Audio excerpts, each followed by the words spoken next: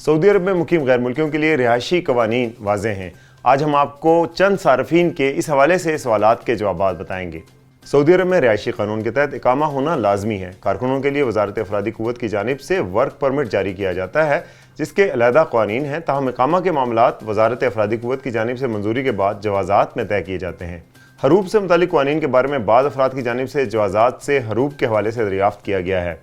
एक शख्स ने हरूब के हवाले से पूछा कि पाकिस्तान छुट्टी पर गया था मगर पाबंदी की वजह से वापस नहीं जा सका, इसलिए कफील की जानिब से हरूब फाइल कर दिया गया है। मालूम ये करना है कि अब मैं दोबारा दूसरे वीज़े पर सऊदी अरब जा सकता हूँ। जवाज़ात के कानून के मुताबिक खरूज ओहदा पर अपने मुल्क जाने वाले गैर मुल्की कारकुनान का हरूब फाइल नहीं हो सकता।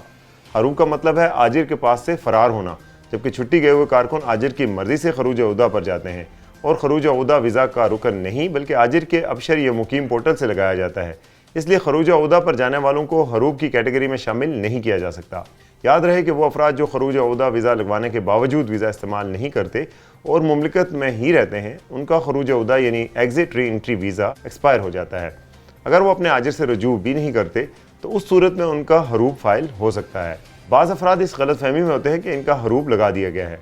हरूब के बारे में मालूम करने के लिए वजारत अफरादी कुव्वत की वेबसाइट पर लॉग इन करने के बाद मालूमात हासिल की जा सकती हैं।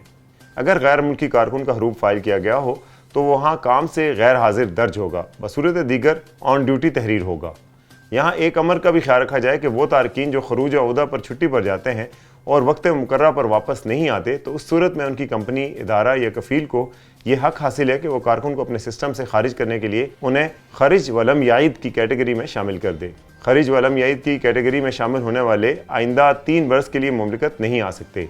पाकिस्तान सफ़र के हवाले से एक शख्स ने दरियाफ्त किया कि फैमिली को जद्दा से इस्लामाबाद जाना है, कितनी देर कबल PCR टेस्ट कराना होता है। सऊदी अरब सफ़र के लिए लाजिम है कि रवानगी से ज़्यादा 72 घंटे कबल PCR टेस्ट कराया जाए। इस हवाले से मज़ीद तफसीलात और इस तरह की मज़ीद ख़बरों के लिए देखते रहिए urdunews.com।